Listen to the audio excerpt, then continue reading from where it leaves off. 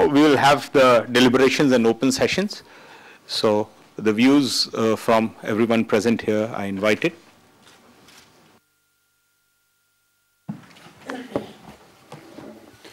Good morning. I am Samir Kochar, Chairman of the Scotch Group. First of all, I must compliment Department of Post for a very good discussion agenda. It's very focused. Some of the comments that I'd like to make is that underlying all these 10 points that we have in the agenda has to be a PPP framework and some products, because public-private partnership needs to be defined. Most of these objectives would not be met unless we are able to do a good job on that.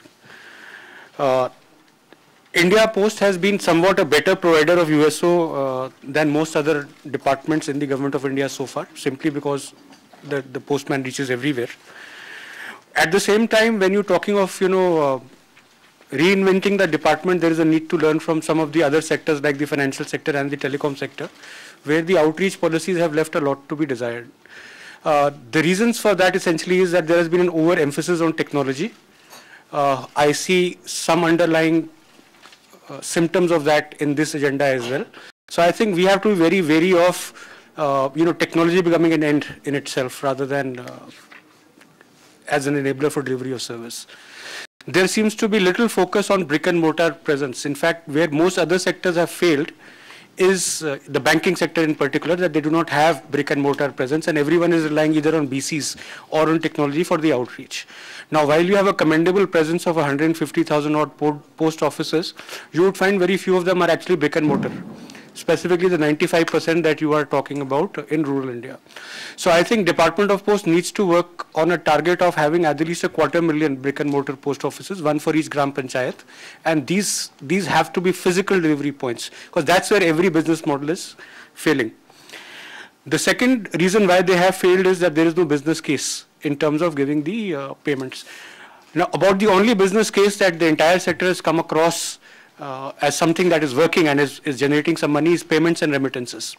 Now, there is nobody better than Department of Post in handling payments and remittances, and they've been doing that for years.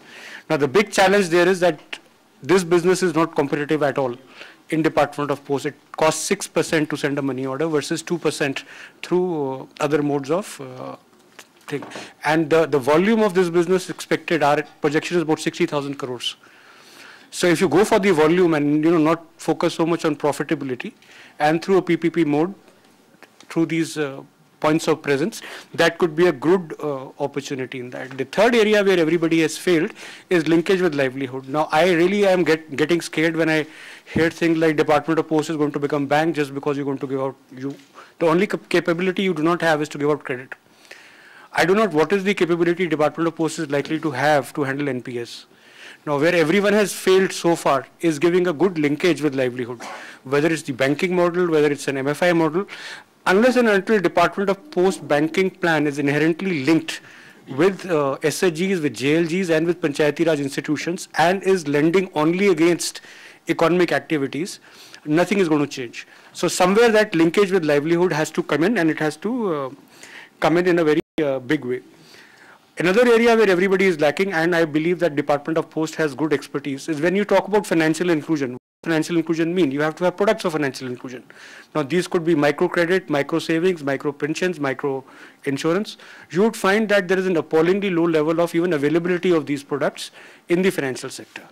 There is simply no will to do it. And also there is a regulatory landmine that you have to tread to be able to do that. Now, I do not know how Department of Post proposes to deal with multiple regulators like RBI, IRDA, SEBI, and so on and so forth.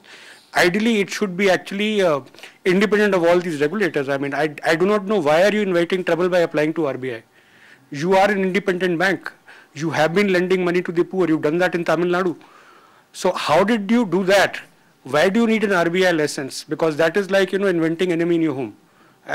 Pardon me for using very strong words, but RBI is singularly responsible for financial inclusion not happening in India, and they'll ensure once they come into your area that it doesn't happen in Department of Post either.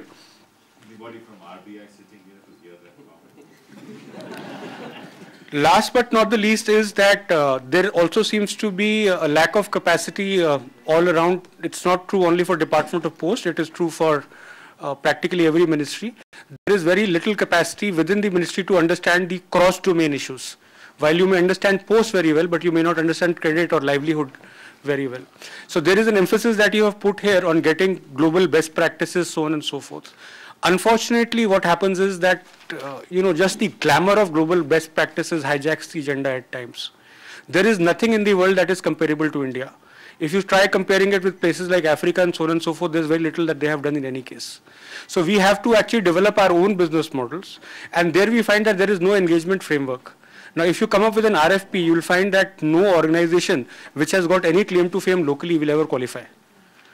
The answer to that is that you need to engage with the private sector organization, perhaps in an advisory capacity, who could then help you understand what the global guys are saying and link it to the ground reality in India.